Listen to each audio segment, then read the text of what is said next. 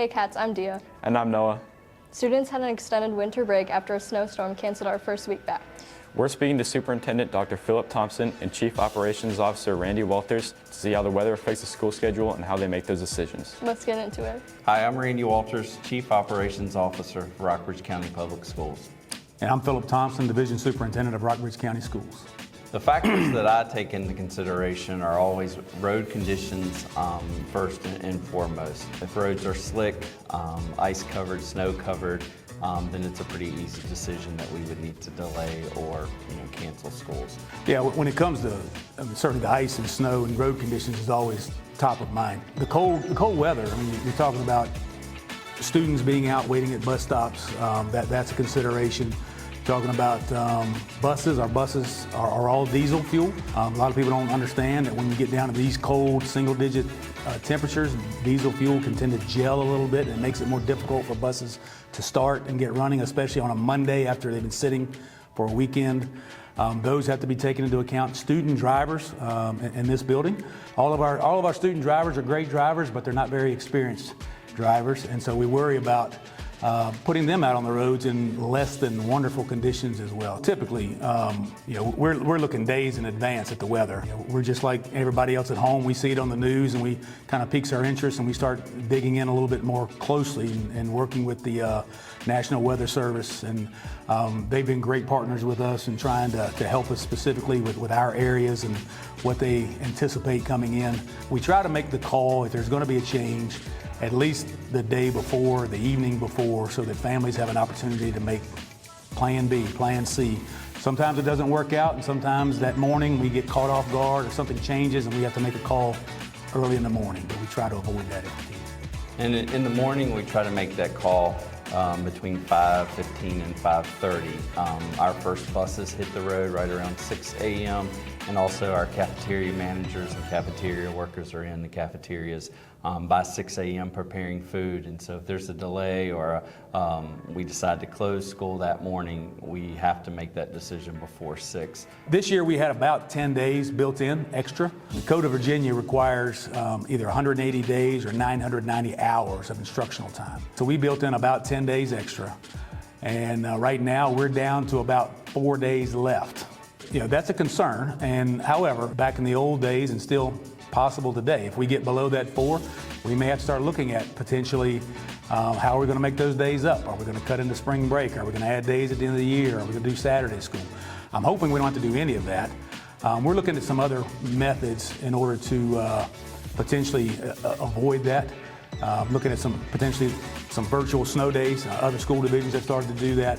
We're starting to look into that. Maybe we could do that even this year so that we don't have to take away any spring breaks or anything like that. But that's a work in progress we're in the middle of right now.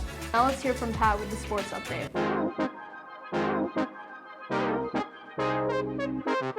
Hey Cats, it's Pat with the sports update.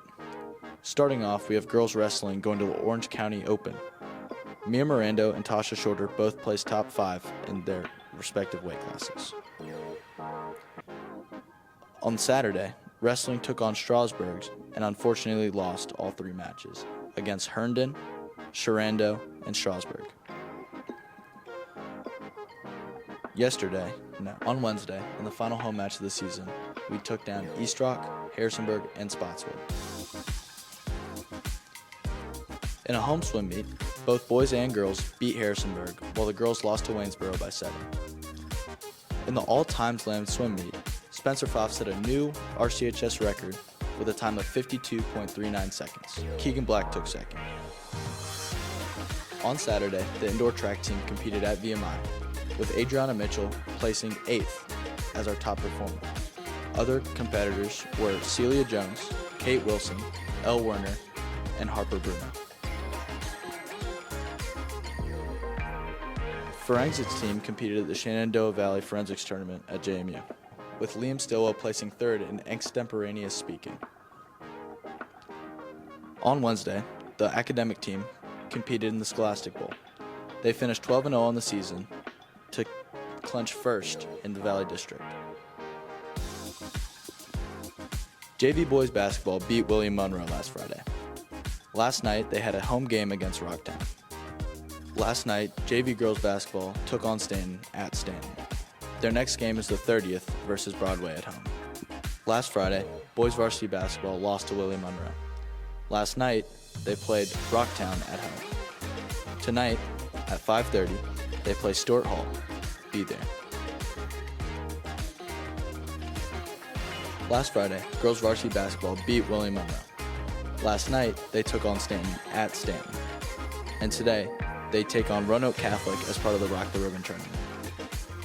We are wishing both our girls and boys basketball teams luck in the Rock the Ribbon tournament this weekend. Upcoming events. Tomorrow, indoor track has a meet at Fork Union, and wrestling takes on Perry McClure at Perry McClure.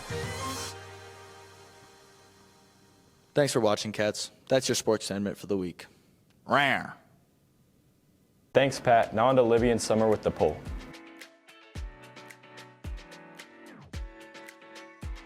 Hey Cats, it's Summer. And Libby. And counselors have officially started meeting with students about next year's scheduling. So today we're going to be asking students which class they would add to the course catalog. Let's get into it. I'm here with Kaylee, what class would you like to add to the course catalog? a Taylor Swift class. Nice. I'm here with Lucas, what class would you want to add to the course catalog? game design. Cool. I'm here with Chloe.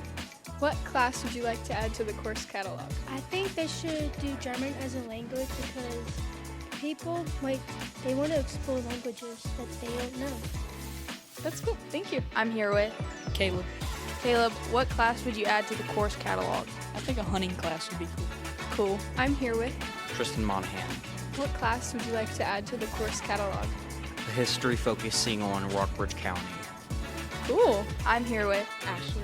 what class would you want to add to the course catalog? A action movie class.